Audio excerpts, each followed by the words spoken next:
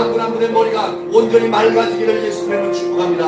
온전히 그리함으로 하나님의 성령이 인식되어지게 하시고 하나님의 말씀들이 성령이 인식되어지며 아버지 그 심령 가운데 주님으로 충만히 채워지는 놀라운 은혜가 한 분 한 분에게 온전히 부어지길 간절히 소망합니다. 하나님 우리를 불쌍히 여겨주십시오. 하나님 우리를 불쌍히 여겨주십시오. 하나님 우리를 불쌍히 여겨주십시오. 아버지 우리가 주님께로 나아갑니다. 아버지 우리를 회복시켜 주십시오. 우리의 영과 혼과 육을 온전히 회복시켜 주십시오. 우리를 아버지 다시 우리의 영을 아버지 소생시켜 주시고 우리의 아버지 심령을 다시 회복시켜 주시며 우리의 아버지 연약한 육체를 아버지 병든 육체를 온전히 치료하여 주시옵소서. 임하세요. 임하세요. 우리 한 사람 한 사람 가운데 임하세요. 이 한 사람 한 사람 가운데 임하세요. 지금 이 시간 성령님 강력하게 능력으로 임하사 우리 한 사람 한 사람이 주 안에서 아버지 회복되어지게 하여 주시길 간절히 소망합니다. 올로스 알랄랄랄랄랄랄랄라 에발라스 알랄랄랄랄랄랄랄랄랄라 엘로스 알랄랄랄랄랄랄랄랄라 레스 알랄랄랄랄랄랄라 너 모든 죄의 권세여 주 예수의 이름으로 너희 모든 것들을 파노라. 우리는 하나님의 자녀들이라. 우리 죄에 대해서 죽었느니라. 우리는 오직 예수 그리스도 안에서 하나님께 대해서 살아있는 자라. 온전히 너희는 우리에게 역사할 수 있는 주장할 수 있는 권세가 없다. 주 예수의 이름으로 너희 모든 것들을 파노라.